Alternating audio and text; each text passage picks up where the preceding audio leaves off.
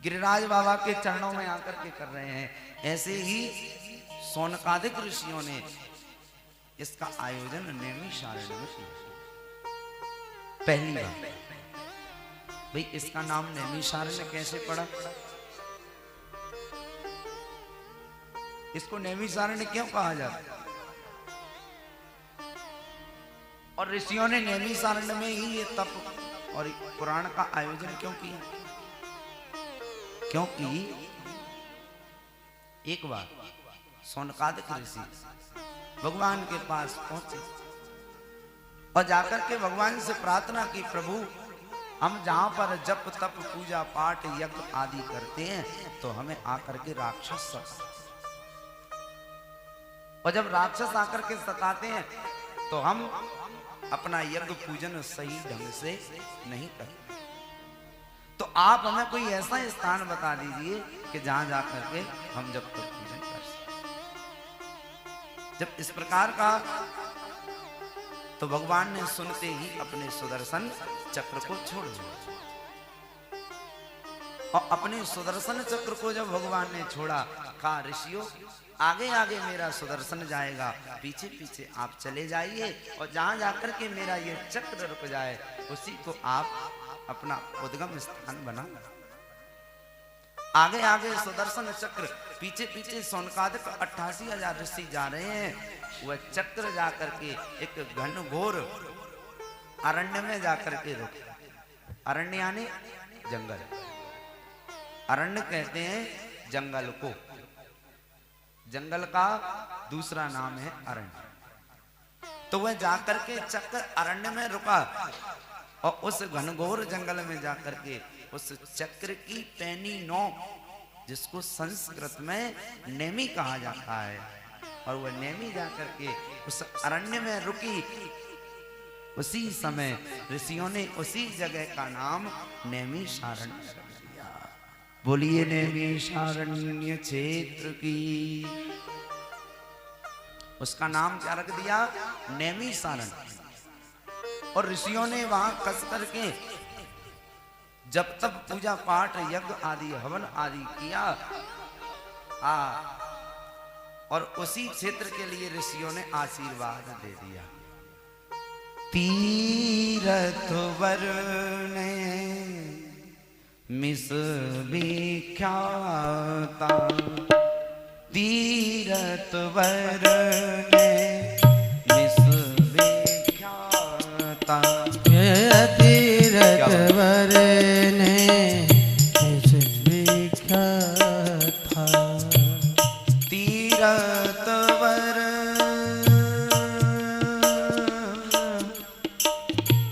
तीरथ वरने मिस विख्याता, तीरथ वर मिस विख्याता, और अतीत साधक सिद्धि दाता, अति पुनीत साधक सिद्धि दाता, अति पुनीत साधक सिद्धि दाता, तीरथ वर नेमिष विख्याता, अति पुनीत साधक सिद्धि। नैमिषारण्य में जाकर के जो भक्त जब तब पूजा पाठ हवन इत्यादि करता है, वह अपने आप ही स्वयं सिद्ध हो जाता है, वह स्वयं ही साधक बन जाता है, जापक बन जाता है। ऐसी नैमिषारण्य क्षेत्र मां ऋषियों ने। तो इस प्रकार इसका नाम नैमिषारण्य है। और जब नैमिषारण्य में शौनकादिक 88,000 ऋषि विराजमान हुए, उसी समय उनके बीच में श्री सूत जी महाराज का पदार्पण हुआ। ऋषियों ने देखा कि सूत जी महाराज पधारे हैं, तो सभी ऋषियों ने खड़े होकर के स्वागत, सभी खड़े हो गए और सभी ने स्वागत किया, चरणों में प्रणाम किया। सूत जी महाराज ने मन में विचार किया, ऋषियों देखो आप मुझसे कई उम्र वाले हैं, मुझसे बहुत बड़े बड़े संत हैं, आप मेरे चरणों में प्रणाम। जब मंच पर विराजमान किया और मंच पर विराजमान करके कहने लगे, प्रभु आप भले ही हमसे उम्र में छोटे हो, लेकिन जो व्यक्ति उम्र में छोटा होता है वह छोटा नहीं माना जाता। धन वृद्धा बल वृद्धा आयु वृद्धा तथैव च ते सर्वेपि ज्ञान वृद्धा किंकरा शिष्य किंकरा। धन वृद्धा, जो धन में बड़ा है, बड़ा नहीं है हमारा। बल वृद्धा, कोई पहलवान है तो वह बल में बड़ा नहीं है। धन वृद्धा बल वृद्धा आयु वृद्धा, आयु में बड़ा है तो वह बड़ा नहीं है। तो बड़ा कौन है? ते सर्वेपि ज्ञान वृद्धा किंकरा। जो ज्ञान में बड़ा है वह सबसे। स्वदेशे पूज्यते राजा विद्वान सर्वत्र पूज्यते। राजा अपने देश में ही पूजा जाता है, लेकिन जो विद्वान पुरुष हैं उनकी सभी जगह पर। जब इस प्रकार कहा तो सूत जी महाराज प्रसन्न। वाह। सौनकादिक ऋषि कहने लगे, प्रभु सूतख्यायी कथा सारम मम कर्ण रसायनम। महाराज आपकी उस दिव्य कथा को सुनने के लिए, प्रवचनों को सुनने के लिए हमारे कान लालायित हो रहे हैं, तो हमें वह ऐसी दिव्य कथा सुनाइए। और कैसी कथा सुनाइए? कृष्ण प्राप्ति करम सस्वत साधनम तद्वधाम। ऐसी कथा सुनाओ कि कृष्ण प्राप्ति करम, हमें गोविंद मिल जाए, कन्हैया हमें मिल जाए, कृष्ण की प्राप्ति हो जाए, ऐसा कोई सस्वत साधन। और महाराज आप पर गुरु की कृपा है, और जिस पर गुरु की कृपा हो तो फिर महाराज उसका तो कहना ही क्या है। गुरु मेहरबान तो चेला, जिस पर गुरु की कृपा है फिर तो उसका कहना ही क्या है। क्योंकि चिंतामणिर लोक सुखम सुरद्रु स्वर्ग संपदाम, लेकिन प्रयक्षति गुरु प्रीता वैकुंठम योगी। जो भगवान का वैकुंठ योगियों के लिए भी दुर्लभ है। अगर गुरु की कृपा हो जाए तो वह योगियों के लिए दुर्लभ वैकुंठ भी गुरु की कृपा से प्राप्त हो जाता है। और महाराज आप पर गुरु की कृपा है, इसलिए हमें भी ऐसा कोई साधन बता दो। जब इस प्रकार कहा तो सूजी प्रीति सौनक चित्ते ते ऋतु वचमी विचार्य चा सर्व सिद्धांत निष्पन्नम संसार भय। चिंता मत करो, तदहम तेव धिष्यामि सावधान तया श्रु। सावधान होकर के सुनो, मैं तुम्हारे लिए सुना। काल व्याल मुखाग्रास त्रास निर्णास है तवे। सूजी महाराज कहने लगे, सौनकादिक ऋषियों, ये संसार कलयुग का ग्रास बना हुआ, काल के ग्रास में फंसा हुआ है, और इससे अगर बचना है, काल के ग्रास से अगर बचना है तो हमको भगवत चिंतन करना ही पड़ेगा। भगवान के नाम संकीर्तन का आनंद लेना ही पड़ेगा। अगर इस काल के मुख से बाहर निकलना, काल व्याल मुख ग्रास,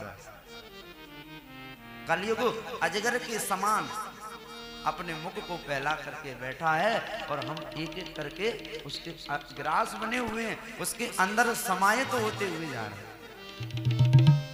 तो कहा सुनिए, अगर इससे बचना है तो भगवत चिंतन करना ही पड़ेगा।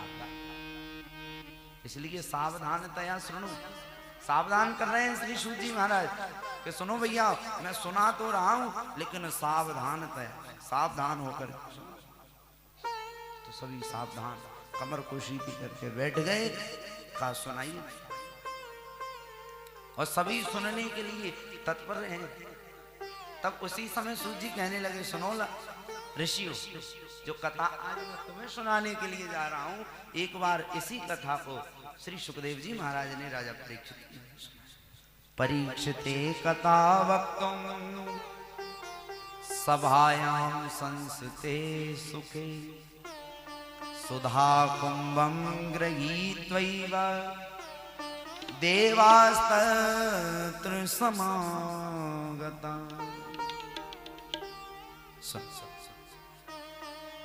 सुखदेव जी महाराज राजा परीक्षित के लिए इस कथा का दर्शन करा रहे हैं।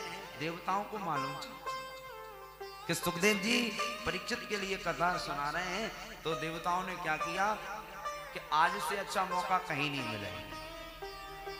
तो देवताओं ने क्या किया, सुधा कुंभम गृहीत्वैवा देवास्तत्र समागता, अमृत का कलश लेकर के और श्री सुखदेव जी महाराज के पास, और सुखदेव जी महाराज के पास जाकर के कहने लगे कि महाराज आप ऐसा करिए, परीक्षित को तो 7 दिन में मरने का श्राप लग ही गया है, तो आपको ऐसा कर देना चाहिए कि परीक्षित के लिए तो इस अमृत को पिला दो, तो परीक्षित अमर हो जाएंगे, मरेंगे नहीं, और हमें भागवत महापुराण की कथा सुना।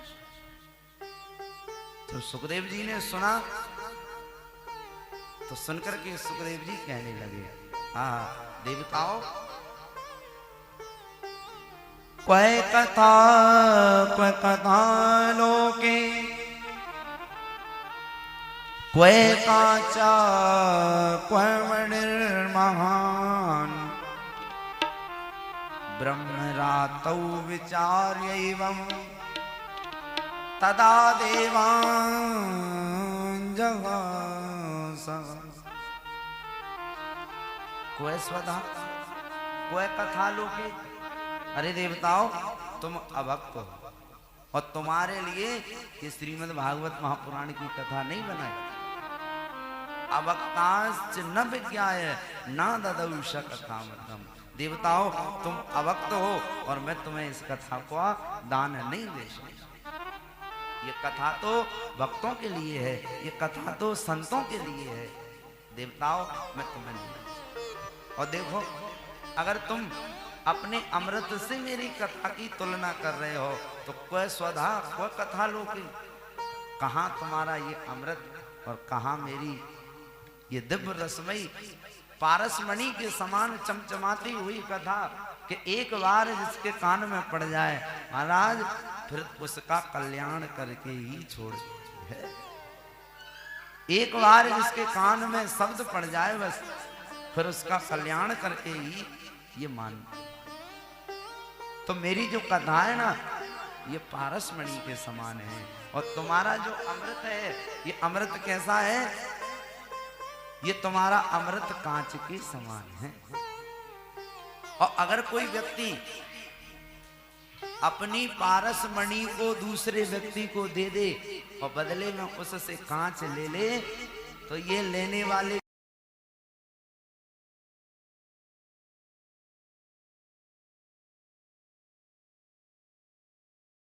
लेकिन देते समय तुमको ये ध्यान रखना पड़ेगा कि हमारी वस्तु कितनी कीमती है। पारसमणि का महत्व क्या है कि आप अगर लोहे से भी उसका स्पर्श करा दो तो लोहा भी स्वर्ण बन जाता है। ऐसी पारसमणि का चमत्कार है। जब इस प्रकार देवताओं से सुखदेव जी महाराज ने कहा, तब तो उसी समय देवता क्रोध में भर करके और आज वहां से ब्रह्मा जी के पास ब्रह्मा जी को जाकर के सारी कथा सुनाई। तो उसी समय क्या, राज्ञो मोक्षम तदा वीक्षम पुरा धातापि विस्मिता सत्यलोके तुलां बद्ध्वा तौलयत सा धनंजयः। उसी समय ब्रह्मा जी ने क्या किया,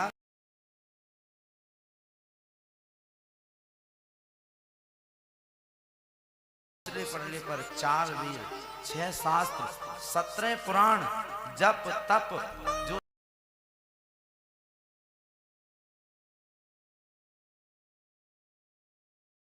भागवत जी का पलड़ा भारी रहा। सारे वेद शास्त्र मिलकर के भागवत जी के पलड़े को उठा नहीं पाए, मिलकर के उठा नहीं पाए। जब इस प्रकार देवताओं ने देखा, लघुन्यानी जातानी गौरवेण इदम महत तदा ऋषिगणा सर्वे विस्मयम समम। सारे इस दृश्य को देख करके देवता आश्चर्यचकित रह गए कि ऐसा श्रीमद् भागवत महापुराण में है क्या, कि सारे वेद सारे शास्त्र मिलकर के पलड़े को उठा नहीं पाए। ऐसा इसके तदा ऋषिगणा सर्वे विस्मयम परमम, यही सभी मन में आश्चर्यचकित होने लगे कि ऐसा है क्या। जब इस प्रकार तब तो उसी समय शौनकादिक ऋषियों ने प्रश्न किया, महाराज लोक विग्रह मुक्तस्य नारदस्य स्थिरस्य च विधि श्रवाकुता प्रीति संयोगा पुत्र तय सह। महाराज आपसे हम ये प्रश्न करना चाहते हैं कि मनुष्य तो सांसारिक प्रपंच में बीना हुआ है, लेकिन आप ये बताइए कि हमने सुना है कि नारद बाबा का एक बार सनकादिक ऋषियों के साथ सत्संग हुआ था और नारद जी ने 7 दिन तक बैठ करके उनका सत्संग सुना। तो महाराज नारद जी तो कभी एक जगह पर उनका पैर रुकता नहीं है, फिर उन्होंने 7 दिन बैठ करके कैसे सत्संग सुना,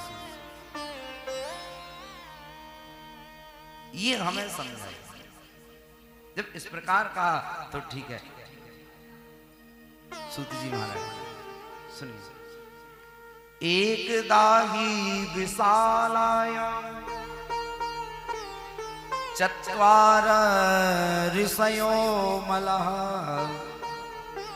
सत्संगार्थम समायाता दद्रसुस्तत्र नारदा। एकदा ही विशाला है। अच्छा, जहां पर एकदा शब्द आ जाए, एकदा का शब्द एकदा कहते हैं एक बार, जहां पर एक बार शब्द आ जाए बस समझ जाओ कि अब यहां से कथा प्रारंभ होगी, अब यहां से कथा प्रारंभ होगी। एक बार पत मन माही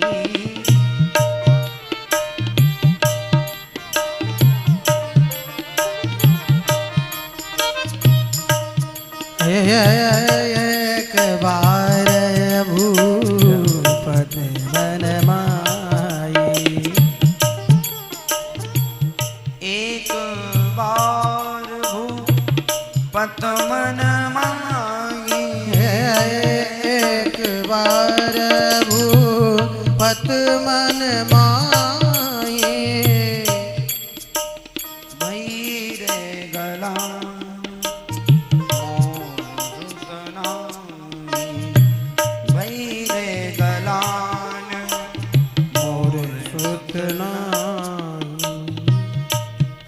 गिलानी नहीं होती तो रामायण मन में ऐसी गिलानी हुई तो क्या आया,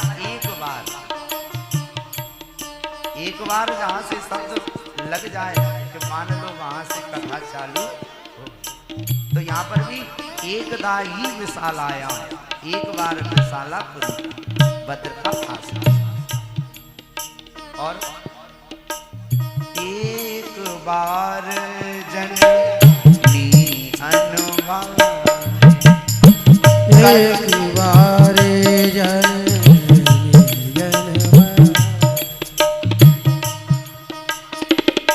क्या होगा, एक बार जननी अनवाए, एक बार जननी अनवाए, और क्या किया, कर श्रृंगार वदन पौड़ा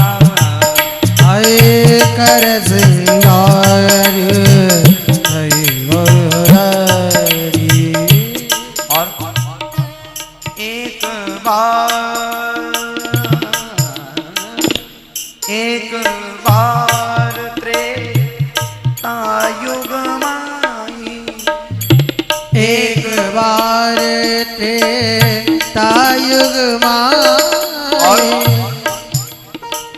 शंभु गए कुंभज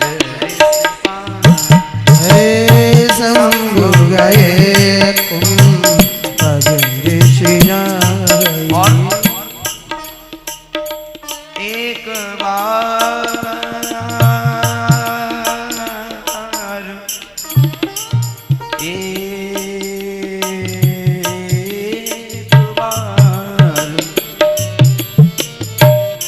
एक बार कर कर करवीर, एक बार कर कर करवीर,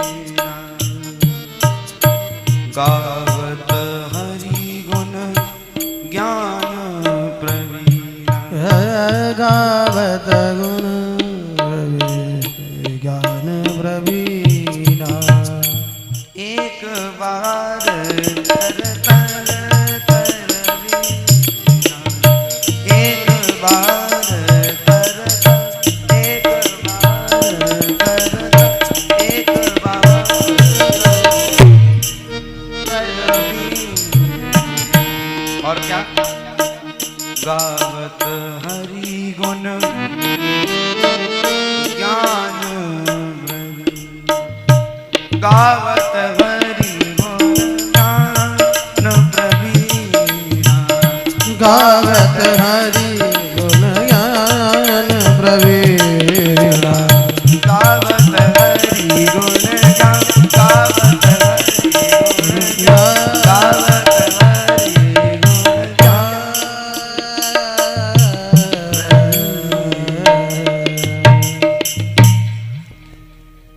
एक बार जहां से एक बार शब्द लग जाए समझ लो कि वहां से कथा प्रारंभ।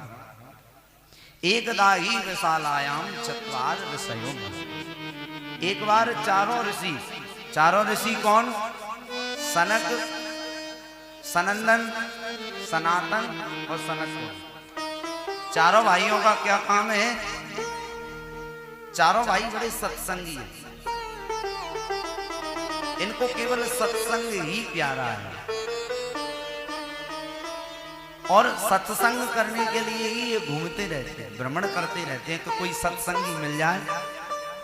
भाई जो व्यक्ति लड़ने में माहिर है वो यही देखेगा कि कोई मुझसे लड़ने वाला मिले। जो व्यक्ति चोरी करता हो तो वो अपना मौसेरे भाई को ढूंढ ही लेता। तो इनको सत्संग करने की लत लगे,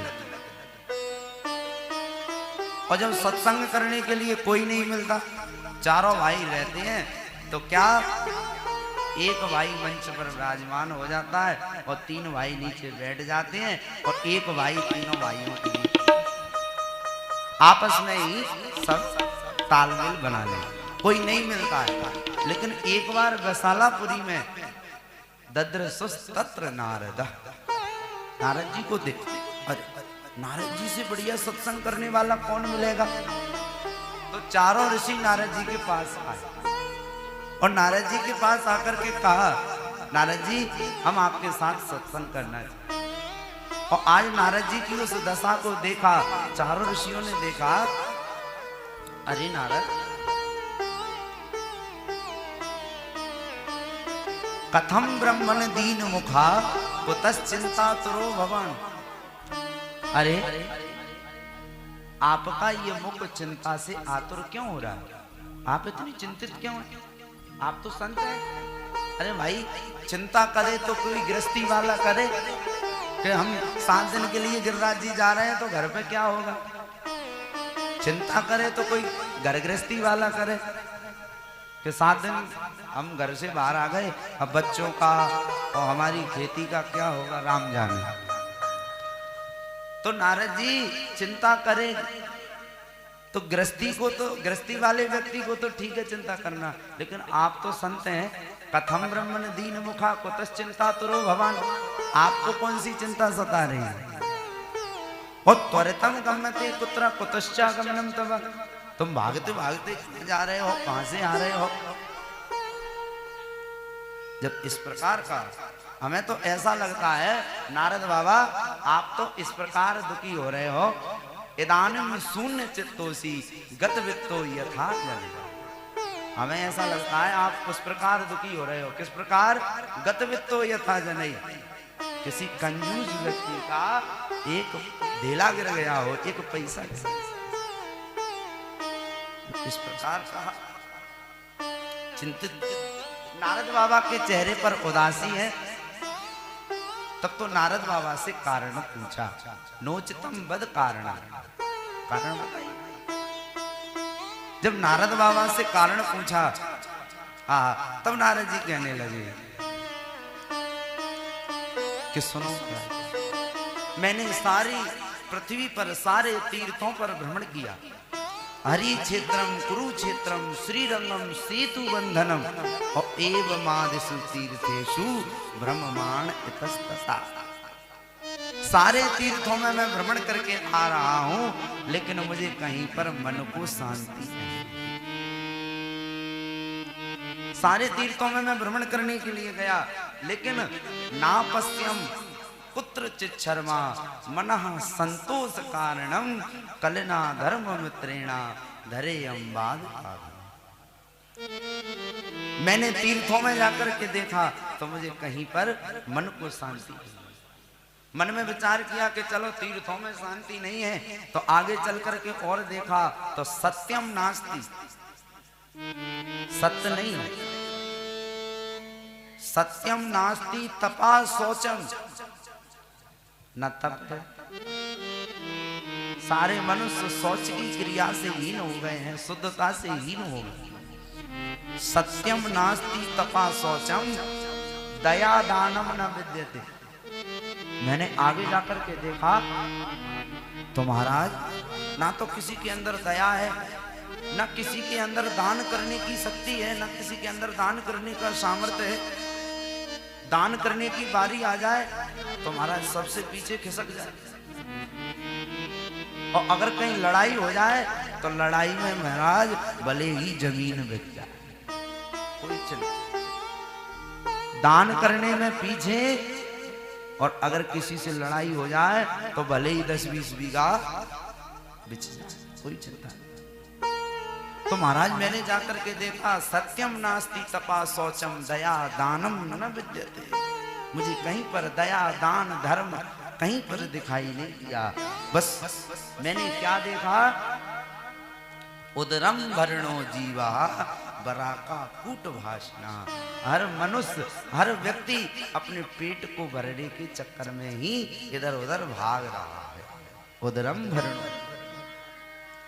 और मैं थोड़ा और आगे चला, आगे चल करके मैंने देखा, मन में विचार किया कि कलयुग के मनुष्य हैं, और कलयुग के मनुष्यों में तो ऐसी बातें होती रहती हैं, तो चलो चल करके संतों के पास, संतों के पास तो कुछ अच्छा मिलेगा। तो मैंने जाकर के संतों के पास देखा तो संतों का महाराज हाल तो गृहस्थी वालों से ही बुरा है। संतों का हाल तो गृहस्थी वालों से ही बुरा है। पाखंड निरता संतो, संत का चोला पहन लिया और संत के भेष को बदनाम करते हुए संसार में लोग। और जो सच्चे संत हैं वो तो सच्चे संत हैं ही, लेकिन सच्चे संतों का उनके साथ मजाक बना लिया, केवल संत का चोला पहन। और आगे चला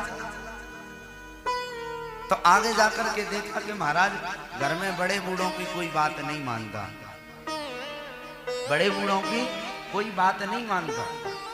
अगर कोई काम आ जाए तो सबसे पहले मोबाइल निकाल करके, और सबसे पहले किसी काम की राय लेनी है तो साले साहब को फोन लगा, और साले साहब से फोन लगा करके पूछा जाएगा, बताओ ऐसा काम करने के लिए जा रहे हैं और बहुत बड़ा टेंडर है, 50 लाख रुपए का कारोबार है, आप कहें तो डाल लें।